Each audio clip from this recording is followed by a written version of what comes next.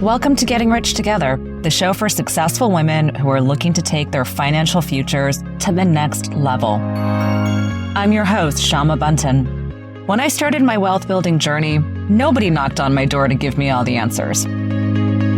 So I want to talk to the experts who've done it and bring the answers to you so we can discover the right opportunities that will help us achieve the financial futures we've always dreamed of, together, and have fun doing it.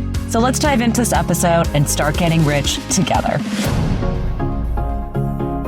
I am here today with the incredible Patricia Lizaraga. Patricia, people know you in this world for evangelizing women and money, helping women build wealth, and ultimately shedding a light and helping to integrate the power of women leaders into, let's say, more contemporary ways in which we look at finance and investment and how we work on our systems. I'm so excited to have you here today to share your story. Thank you so much for being here. Thank you so much for inviting me to share my story with you and learn more about yours too. Beautiful. Well, Patricia, before you were a super badass in the world of finance and were out on a mission to change the world, which you've been doing. So bravo and kudos for the work you've done so far. You were once a little girl, and that little girl was one time 5, 6, 7, 8 years old. Patricia, take us back to a young girl. Where were you? What was life like? And what were some of the money stories around you? Sure. So I think of my 5, 6, 7-year-old me, and I smile because I felt loved. My mother loved me. My father loved me. I had 3 siblings, and my 2 older sisters were older, but me and my younger brother would go to nursery school together every day and would get picked up. And it was there that I already loved math. Parents were proud. They're like, oh, she's a mathematician. I guess I was learning how to add and subtract and things like that. And so they were always so encouraging. But there's one thing I did that always haunts me, which was because I was outspoken and fun and in class, at the end of the year, I was supposed to sing a song at the end of the year recital of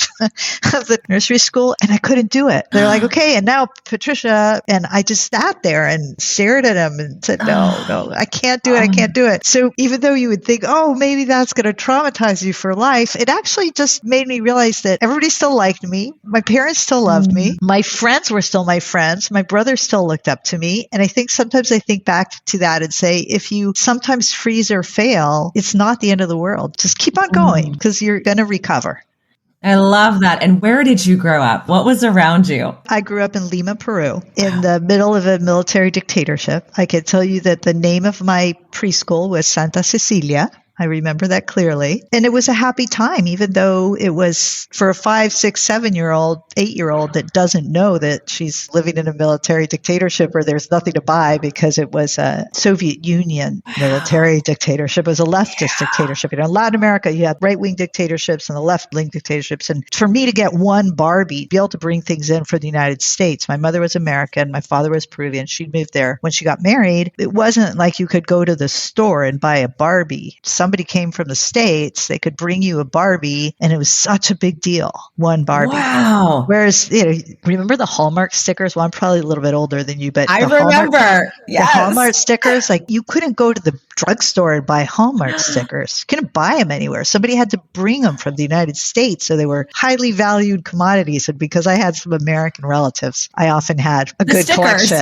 You got the stickers, Patricia. You won. You got the stickers. And so were you conscious of these? Were you conscious of sort of what was happening around you with respect to like being a little girl and wanting the thing and knowing it was a scarce resource or difficult? Or was it sort of just the way it was? It was like these things are not easy to come by. So when they have them, they're really special. Like how much consciousness did you have around this? Well, we knew they were special. They were hard to come by, but I wouldn't say we had hardship. It was a very comfortable life. It just wasn't a life full of things the way that then when I moved to the US, U.S., or when they opened up, actually, 1979, they opened up the borders and you could start importing things from the United States. And I realized, wow, there's so many things you could actually buy at the store. It wasn't like that for me growing up. So I don't really think I focused on it. I loved school. I always loved school. I always loved learning, and my parents really encouraged that. So I never thought of money as an end. You needed money to do the things you wanted to do. I think there wasn't that much to do in Lima at the time, so you actually didn't need that much money.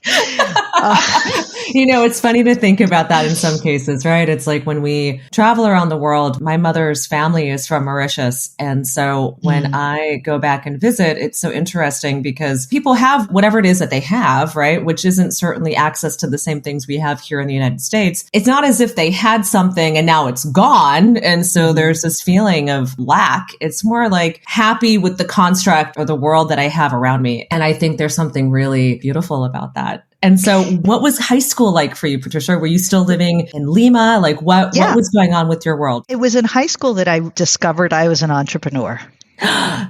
Ooh. And I discovered that because I kept on doing things that hadn't been done before. Like what? So one of my besties, we're still besties today, he was the president of our sophomore class and I was a vice president, and there wasn't a sophomore trip. We're like, why isn't there a sophomore trip? Let's start a sophomore trip. We organized a camping trip for the 70 people in my class. We had to get the buses, we had to get the bodyguards, we had to get the lifeguards and the bodyguards, actually, because Peru is kind of a dangerous place. We had to get the parents' permission, and nobody had even thought this was possible, but we did it. We did it. And we did a couple of other things that were first times. We organized the first, now it's a big tradition at our high school, but the first interclass competition, I think just all kinds of things that I hadn't done before. And I started realizing that if the world isn't the way you want it to be, it's on you to build the world you want to live in. And you can't wait for other people to do it. And also not just entrepreneurship, but what an incredible amount of leadership you demonstrated at a young age. This ability to sort of get people to say yes, to consensus build, to put a dream out there and a vision and enroll people to make it happen. I feel like the first times when we're younger, when we can see that a thought can turn into a thing and we are a part of that, it's almost as if it unlocks everything. It's all of a sudden you're I'm so much more powerful. And when you're a young person who's realizing this, what an eye-opening experience to sort of catapult you into the world. So after you did all these incredible things in high school and it came time to choose university and start to make some other thoughts into things, decisions, what was going on in your mind? What did you think you wanted to be at that time? How did you start to navigate this new young adult life you were building? I was super lucky. In my junior year, I took a survey class at Yale called Stocks for Jocks. But we were taught by the absolute transformer of institutional investing. And I think David only taught that class one year, where it was a big class. And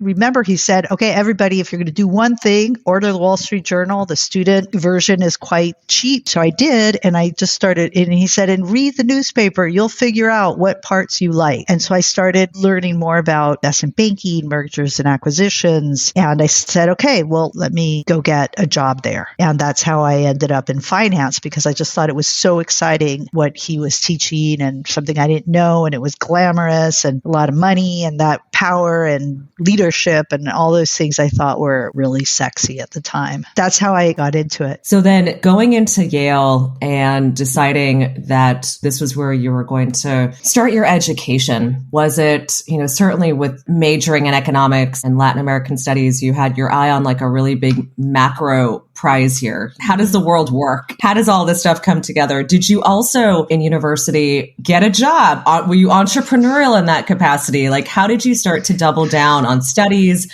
and money? How did you pay for all of it? I did get a job. Didn't matter what my allowance was. I was always very happy to spend more, and my roommates worked, so I wanted to work. But I did something entrepreneurial in college too. And that's the first thing I did that was quite female focused. And it was very, very controversial. And I've never shied away from controversy, to be honest. And I started sororities at Yale. So my sister was a Theta at Berkeley, and I almost didn't go to Yale because they did not have sororities. And I said, you know what? They don't have sororities. I'm going to bring sororities. So I partnered with a friend, with Peggy, and we called up the national office of the sorority my sister was already in and said, we want to have sororities at Yale. And they said, well, of course, we'll be there tomorrow. Oh my gosh. So then what happened? So how did you, again, census building, getting people together? How did it work? We found 15 girls that wanted to do this. My roommates, her roommates, and obviously Kappa Alpha Theta was delighted to get on another Ivy League campus. And so they sent somebody to live in New Haven, train us on how to be good Thetas. And it still survives today. We're not the only sorority on campus. There's Kappas, there's Pi Phis, and I think it's 10% of the females. And people thought it was backward looking. And I did not think it was backward looking because when we were at Yale in the late 80s, Yale had only been co-ed for 20 years. So you had bathrooms that were not yet adjusted to being for women. A lot of stuff on campus, it still felt very male. And I thought it needed some female-focused organizations that weren't necessarily about sexuality or about... that weren't political. That weren't political. There you go. They weren't political. So I thought this was, a really fun way to contribute to the campus. And of course, there were articles in the, Yale Daily News saying how, it was like taking Yale back to the 50s. And I'm like, no, because there weren't any women at Yale in the 50s. Hello. So it sounds like you are not only good at building movements, but making lots of friends and being able to get movement recognition, right? There's something about I'm doing something and people are going to find out about it. These are big things you're taking on. It's so funny sometimes to think about taking on a big thing and not necessarily knowing how big it is or what the impact will be, but just somehow knowing it's the right thing you need to do. It's I don't know, but I'm doing it. That's amazing. But again, it was build the world you want to live in. The world you're living in doesn't have institutions that make sense to you. Just start them. That's incredible. And so after your last year of university, as you're starting to think about launching yourself into the world, which is interesting because we were just talking about you launching your daughter. And so now we're going back to you launching yourself. Mm-hmm. How did you start thinking about those early jobs? Did you know you were automatically going to get an MBA at a future date? Was the path linear and clear? Were there some things you had to consider and some ways in which things unfolded? It wasn't clear. I knew that I wanted to get a job in investment banking. I got the job in investment banking. I missed Peru so much that I left and went back to Peru after a year. I was there for 2 years. I started another business with my sister. The country was in the middle of a civil war. And so we all really had to leave the country. That I had to go back to school. I moved back to the States, go back to school, whatever it was. It was an untenable situation in 1990. So that's when I decided to go to business school. I'd always thought I might want to get another degree, but it was kind of pushed upon me at the time. And so I did. And then again, I tried investment banking again, but I missed Peru again. So after I graduated from business school, I went to New York, stayed a year, missed Peru too much. So I went back to Peru, worked in investment banking there. And then I came back to the States almost a decade later and started working at an investment bank here in the US, owned by a French company. And that's when I met the first female CEO. In that whole experience from 22 to 37, I don't know what it was, I had never had a client as an investment banker. Your client's the CEO, the CFO, the board. I'd never had a female client. And all of a sudden I had a female client and I'm like, oh my God, she is amazing. I want more of these clients. I want more female clients. A moment for you to have some new light bulbs sort of go off. And that's when I realized if I want more female clients, it's not going to happen unless I have my own company looking for female clients. And so that was how Hypatia got started in 2007 was the idea. And it was just about having more female clients, more female investors, more female colleagues. And that's what took me on the path to where I am today. It's incredible. So going backwards to sort of this time where you were living in Peru, coming back to the States, trying out these different roles. I mean, obviously you're well educated to sort of land and secure these roles, but I also imagine that these environments, were they conducive to you negotiating better deals or contracts with your employers? As a powerful young woman who's navigating a largely male dominated world and also someone who's really clear on what it is you're wanting, how did you look at negotiations, salaries, and also recognizing your own sort of need for personal capital and to like budget and plan and save. What spectrum of the landscape? Yes, I started realizing it was not a level playing field. And there wasn't much you could do about that, not being a level playing field. I'm also not a sugar coder. So I wish I could say there's a level playing field. There's really not, in my belief. I think the data is clear that it's not a level playing field. And sadly, that's true. And so I started getting a little bit annoyed with that, but there really wasn't anything I could do. And the only bad investing advice I ever got was from a guy around that time I came back to the States that really discouraged me from maxing out my 401k, which, I looked, he had another, I don't remember what his reason was right now, but when I look back, I'm like, that's the worst advice I ever got. So I would say that that's when I started thinking about it and thinking about how do I secure my future. I have an entrepreneur by nature. I have alluded to the fact that I'm very close to my brother. We had started some businesses in Peru while I was there, while I was working at the bank. We started them together, and then he's like, I don't want to work with you. I love being your partner, but either you run this company or I run this company. And I said, okay, fine. You run the company and I'll keep having a job. And that started really growing. So I was starting to think, and I'm still starting to think today, how do I reallocate my personal assets? One of the two most important financial concepts are, one, compounding. So the first advice was terrible. And second is don't put all your eggs in one basket.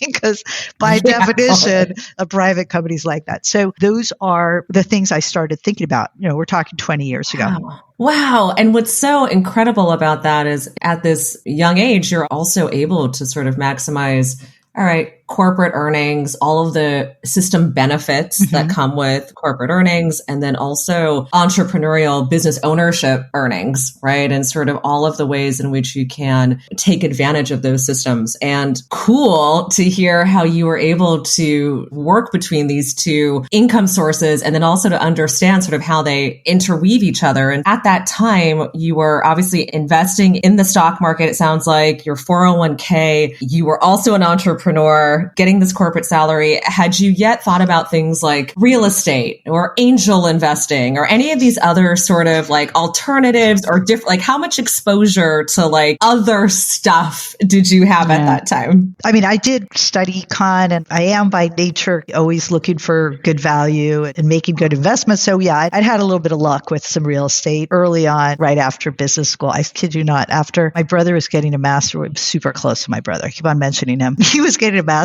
at Columbia. And I said, well, where are you going to live? He's like, I don't know. I'm like, well, I don't know. I'm moving to New York. Why don't we see if we can buy a property out of bankruptcy? And I bought it. So smart. I bought an apartment. I bid for it at City Hall. I kid you not, sight unseen. So I'd seen that can work, but it's very illiquid and you have to get lucky. And on the angel side, when I started Hypatia around 2008, I think, 2009, that's when Stephanie Hanbury Brown, but now she's using a different last name, so I'll think about it in a second, started Golden Seeds. And so I was an early member and investor in their first fund. And I really got that appreciation for women pitching business early on. And so I got really excited about it. I invested in a bunch of companies. Some I did well, got my money back, others not so well. Like many women who start investing in women and an early stage, they get overexposed. It's really easy to put too much money into illiquid investments. That is what led me to the WCEO ETF, because that's what led me to realize women need to be able to invest in women and not have their money tied up for 12 years in a risky investment. Absolutely. I think that has been one of my biggest ahas as I've gone through my money journey and understanding what investing and wealth building means to me. It's how do I allocate all of my resources towards things that I believe in while being really conscientious of my own risk tolerance and my timing needs. And I feel like that sort of education around, hey, you can invest in women and it doesn't have to be 9 out of 10 chance this company is going to fail,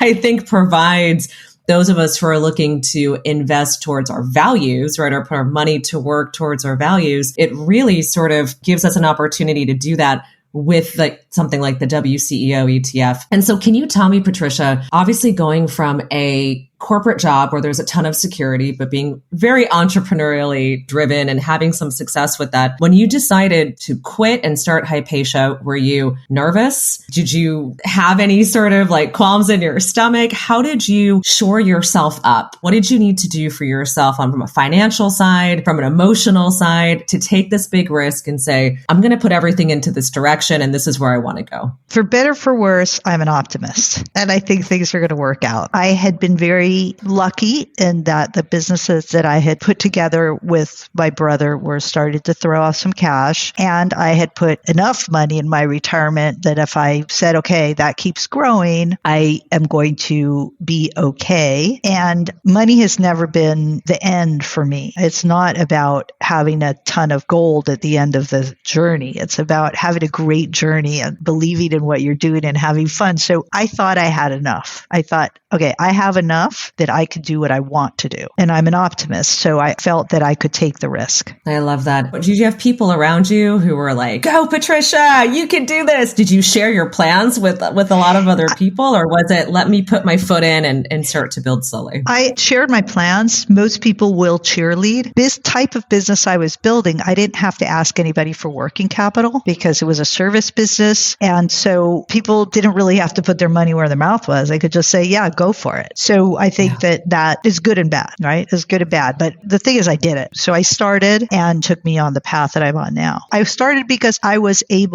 had built a situation where I had enough to live pretty much the way I was accustomed to living. Comfortably, but not a life of tremendous luxury. I guess it's all relative. Luxury is relative. And it's an important thing to mention, I think, because there are a lot of, right now, the narrative, and it's been this way for a long time, is quit your job and go become an entrepreneur and, like go do this thing. And I think sometimes the piece that's missing to communicate is make sure you're okay and make sure that you can actually give your resources, like your mental, emotional, physical resources to this business you're building. And a big part of that is ensuring that you can pay your bills and you don't have to worry about where money's coming from. And so you can really give yourself to this thing that you're building, which is, I think, really important and really valuable. So you've now had Hypatia Capital for nearly 20 years, and that is enough time to be able to see how not only your business ebbs and flows, sort of the growth of your business, and then also developments in your personal life, what milestones you're achieving at the same time. How did your personal life change over these last 20 years as your business was also evolving and growing? Well, I think that everything was learning because since Hypatia started with the premise of investing in women in leadership, at a time when investing in women in leadership was just starting out, it was really trial and error. And what I wanted to do was changing because where I thought there was a problem or a world that I wanted to live in was changing as I saw the market change. At the beginning, I wanted to have a group of women, clients, investors, colleagues. And we did that. We built that by holding these seminars. They were called the Private Equity CEO Roadmap Seminar, where we would have private equity CEOs, CEO level women, private equity investors, service providers. We'd hold a lunch twice a year at the Harvard Club, 50 women, invite only, and built this community of women. And that's where I got my advisory deal flow from. And so that was successful for me because that paid all my bills and I was building this community. And the community was also, there were other communities being built around. So that was really successful. And that took me to wanting to raise a private equity fund, a lower middle market private equity fund. So I tried doing that and that didn't work out. I realized there was no institutional support for that. And I'm talking maybe 10 or 12 years ago. And I'm not sure it would be that different today. And, we talked to hundreds of institutional investors and we did not raise a fund. And I kept on asking myself, well, why, when there's all this research saying that diversification of people outperforms? And that was also took me to the WCEO ETF because I said there has to be some real facts that indisputable facts, this academic papers that show over and over again that diversification and diversity outperform. Why don't investors believe it? Why isn't there more money in this? And that's what led me to try to create something that was public, that you can look on Bloomberg.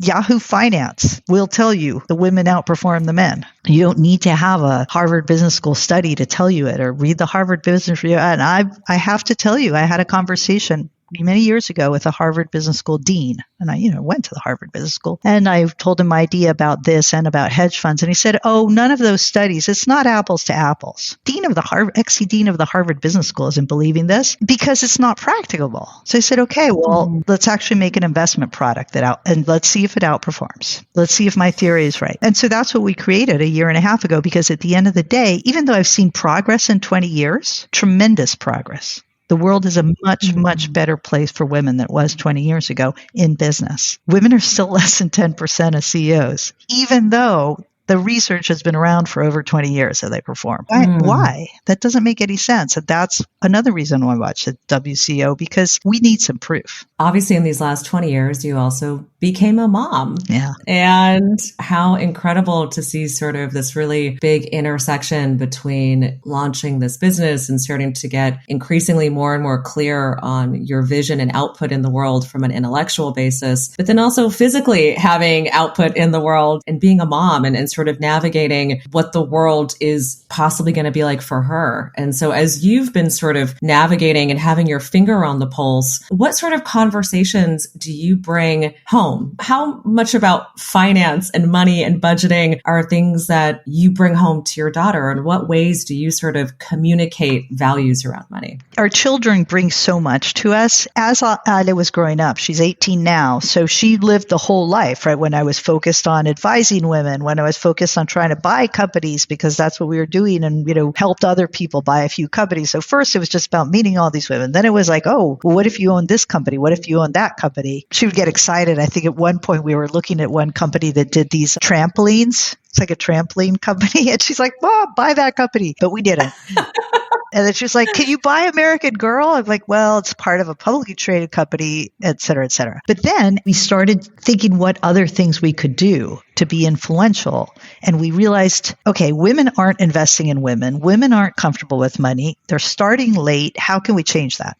And that's when we came up with a concept of, because my daughter was part of the discussion, definitely, Of course. So what do we do to get women investing early? How can we make it interesting for them? I was asked to mentor, or, somehow you get involved with getting more women interested in the finance community. And I saw what Girls Who Invest were doing, and what I think Seema Hangirani's done is just, she's a genius. That's a beautiful program. Apollo just gave him $10 million grant. It is amazing. Let's get more women into finance. But what about the girl that doesn't want to be in finance? I remember once my daughter looked at me, she's like, Mom, the last thing I want to do, you're in front of a computer all day. I want to be out and about when I'm a grown up. Like, okay, that's not exactly what I do, but that's how, maybe it was COVID or something. So what about the girl who doesn't want to be in finance? She still needs to be able to invest her money. Yes. So and she needs to be financially literate. I mean, regardless. So that's when we launched the Hypatia Investathon.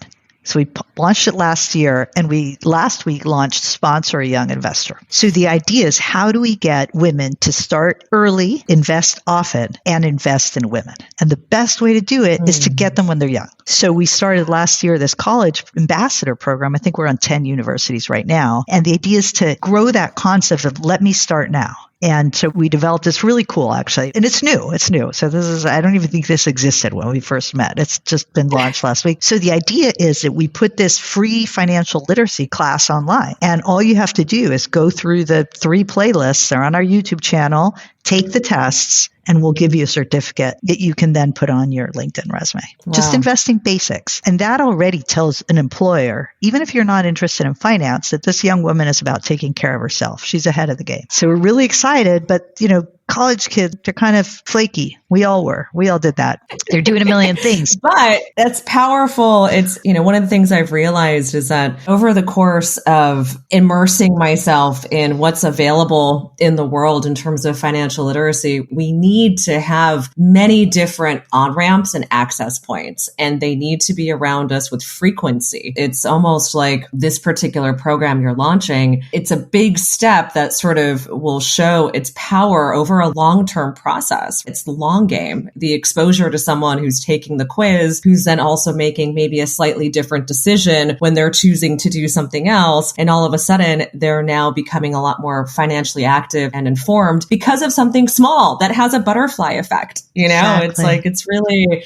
powerful. And so as you are looking to continue to build this momentum and you're starting to think about legacy and impact in the world, we're obviously living longer now than ever. So Patricia, if you were to sort of think about yourself from a young age of, let's say, 105, that means you still have a lot more time to do a lot of stuff. And you've been in the game now full time for 20 years, advancing women through Hypatia. What is it that you might hope for your impact to be? What is the legacy you want to leave at this young age of 105? So in a perfect world, we would have equality of opportunity and women would not be 7% of the CEOs because that clearly shows there's not equality of opportunity. And for me, my biggest contribution that I can make to this is having created this ability for people to invest in women CEOs, even if it's $30. Everybody could do it. Even with $30, you could still do it. 31 today, thank God. It's not normal to do that.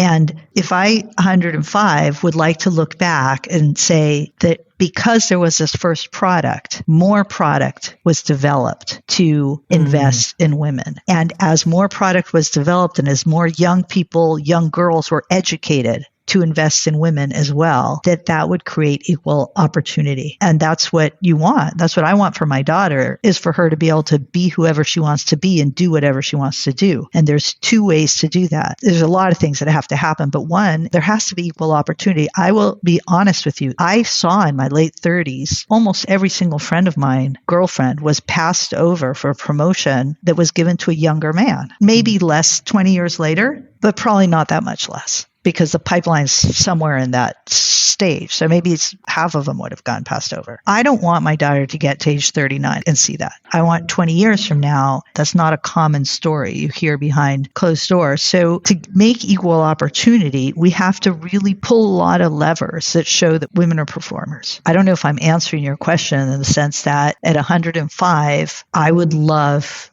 there to be as much investment in women as there is in men. And the easiest way to do that is to have half of the CEOs be women. That's the world I want to live in. So what am I doing today so that when I'm 105, I look back and I say, oh my God, remember when there were only 6% female CEOs? And it can happen because the board game has changed. 20 years ago, there was an organization that was started that was called Women on Boards 2020. They wanted 20% of women on boards by 2020. Well, they hit that bogey in 2018. Now we're talking about 35, 40%. So these things are possible, but we all have to contribute to it. That's what I wish I could see when I was 105. That's beautiful. And so, Patricia, when you think of money today and what it means to you, what are some words that you would use to describe it? Opportunity, freedom, power, choice. And I'm so vested in this concept of equal opportunity. We need to have more balance in our leadership in corporate America. I think that everything we could do that pushes us in that direction is important. It's powerful. And as far as where your pie is today, how have you thought about where you've invested your money? You know, a rough idea. Are you still really in real estate, some percentage in angel investments? How have you sort of looked at dividing up the pie in this moment? Because of my entrepreneurial nature, I am overinvested in companies that I've started and have grown, but we haven't yet exited. So I think that every opportunity I get, I move into the public markets because I overinvested in both early stage investing and in these entrepreneurial ventures, which are coming to fruition. And I'm not saying they're not. I'm just saying that if I could accelerate that, I would, because I think that it's really important to remember that the U.S. markets give really, really over the long term, incredible, steady, high returns. Yeah. And when you say 105, that makes you think you should be in all equities. But obviously, you want to have some balance in your portfolio. So I have some thoughts around that. But most important is I think that where you have the power in your portfolio, make change in a way that is risk appropriate for yourself. I think it's a good idea to try to look at portfolio in that way. Beautiful. My last two favorite questions. The first one is, we've spoken a lot about investing, both into our own businesses and to the market and to all the different things in which we've tried to be really great stewards of our capital and have our capital do more for us. I also believe that you can have a lot of fun with money and spend it in ways that feel fabulous and that bring you lots of joy. Patricia, my love, what brings you joy with spending your money? What do you love to do with it? My family's all over the world. I have one sister lives in Paris, one in Peru, one in New York, and I'm, between New York and London. So I spend a lot of money traveling. I spend a lot of money traveling to the same places over and over again to be with my family. I love my siblings. I love my extended family, my nieces, my nephews. And so that's what brings me the greatest joy is family reunions. Oh, I love that so much. And my last question is, everyone who listens to this show is really eager in evangelizing and uplifting the women who are on the show. Because all of us, as we talked about earlier before we recorded, we've all figured something out. And a big part of that is rising to the occasion, supporting and being good stewards of each other. What is it that you're calling in right now? What can we as a community do to support you and your mission? Spill the tea. We need people to invest in the WCEO. The returns are fabulous and it has very little assets under management. So few that Merrill Lynch won't put it on the platform, LPL won't put it on its platform, etc. So on Monday, we're going to launch a campaign called 100 Shares for Women. And we want everybody who listens to this podcast to not only buy 100 shares for women, hopefully a WCEO. There's other product. If you think it's better for your portfolio, go for it. The WCEO gives you exposure to companies that are female-led and public. But we want everybody to really invest in 100 shares. And we want them to ask everybody they know who believe in equality of opportunity to invest in 100 shares and put it in your Roth IRA, put it in your RA. There's no tax effect. And if we're able to do that in a large fashion, this would be the fastest, because we're such a small base right now of assets, it would become the fastest growing ETF in the United States, and it would get a lot of attention. But that can only happen if people actually buy the 100 shares en masse. So we're starting next week, and we are going to be talking about it everywhere we can, and we're hoping that it will grow like a snowball over the rest of 2024 and 2025. Hashtag 100 shares for women. It's amazing. You are an incredible leader on this planet. I am grateful for the work that you're doing in spearheading the future of how we think about money, how we think about supporting incredible women CEOs, and how we look at sort of thinking about the holistic picture of our personal finances and all the different juicy ways in which we can achieve that. Thank you so much for being here today. I'm grateful for the conversation. Me too. Thank you so much, Siama. Thank you so much for tuning into this episode of Getting Rich Together. Please take a minute to subscribe. And if you like this episode, I'd love it if you could share it with a friend who is ready to elevate their financial future. Until next time, let's keep getting rich together.